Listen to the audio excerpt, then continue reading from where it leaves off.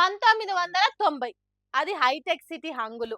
Metro పరుగుల సప్పుడు ఇంకా షురువు గాని కాలం. పట్నం నడిబొడ్డు ప్రశాంతంగా గానొచ్చినా రాళ్ళ గుట్టలు, ద్రాక్ష తోటల సాటుకు చీకటి సామ్రాజ్యాలు ఎట్లా నడిచినాయి. నిరుద్యోగము, ఆధిపత్య పోరు వల్ల యువత గ్యాంగ్స్టర్ల లెక్క ఎందుకు మారిర్రు? అప్పుడు నిజంగా జరిగి చరిత్రల సంచలనం సృష్టించిన కొన్నిటిని ఆధారం చేసుకొని మన ముంగట్టుకొస్తుంది రిమ్ జిమ్ సినిమా.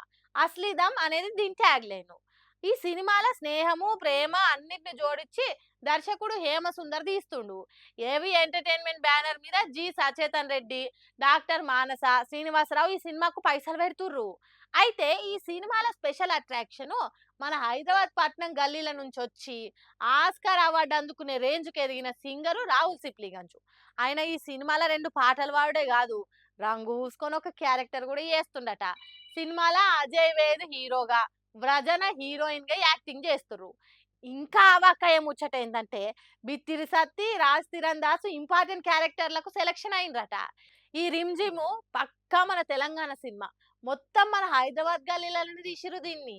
ఒక 35 ఏండ్ల కింద మన పట్నం ఎట్లుండే, అప్పటి యువత ఎట్లా బతుకుతుండే తెలుసుకోవాలంటే టైం మిషన్లకెళ్ళి వెనకటికి పోయి ఏం జరిగిందో తెలుసుకోవాలంటే ఈ సినిమా చూడాల్సిందే.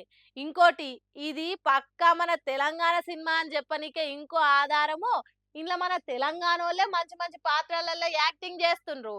ఇట్లా తెలంగాణ బ్యాక్ డ్రాప్ ఉన్న సినిమా ఎట్లుంటుందో చూడాలంటే రిలీజ్ అయినాక టికెట్లు బుకింగ్ చేసుకున్నాడు మరవద్దు.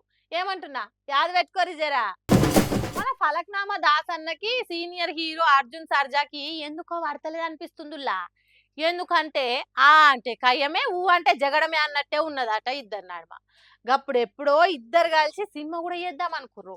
హీరోయిన్ కూడా అర్జున్ బిడ్డనే. మన దాస్ కు బిడ్డని జోడించి సినిమా డైరెక్ట్ చేద్దాం అనుకున్నాడు.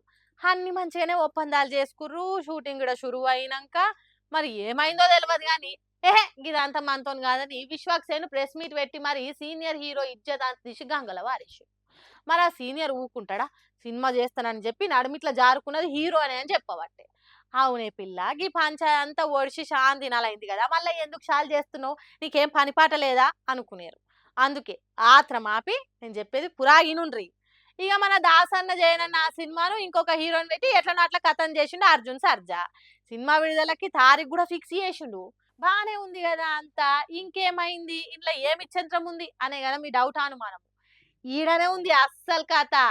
సీతాపయనం అనే ఆ సినిమా విడుదల తేదీని సరిగ్గా మన దాస్ పంకి సినిమా రిలీజ్ అయిన ఒక్కరోజు తర్వాతకి ప్లాన్ చేసిండు. అస్సలు ఫిట్టింగ్ పెట్టిండు అర్జున్ సర్జా.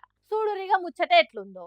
ఈ ఇద్దరు పంచాది ఓడిచింది, ఎవల సినిమాలు చేసుకురా అనుకునే లోపే మళ్ళొక్క దినం తేడాతోని రిలీజ్ అవుడేందని నారాజైతురు దాసన్ని ఫ్యాన్స్ అంతా. అసలే అనుదీపు విశ్వక్సేన్ కాంబో కోసం 1000 కళ్ళతో ఎదురు చూడబట్టే కామెడీ ఎట్లుంటదో అని. మరి కావాలని తన సినిమాను విశ్వక్ ఫంకీకి పోటీగా రిలీజ్ చేస్తుండా, లేకుంటే ఫంకీ కంటే తన సినిమానే బెటర్ అని చూపియనికి గిట్లా ఆలోచన చేసిండ్రా మనకు తెలియదు కానీ మొత్తానికి సీతాపయనం సినిమా జనాల నోట్లలో కూడా గట్టిగానే నాంతుంది. చూడాలి ఎవరు గెలుస్తారో.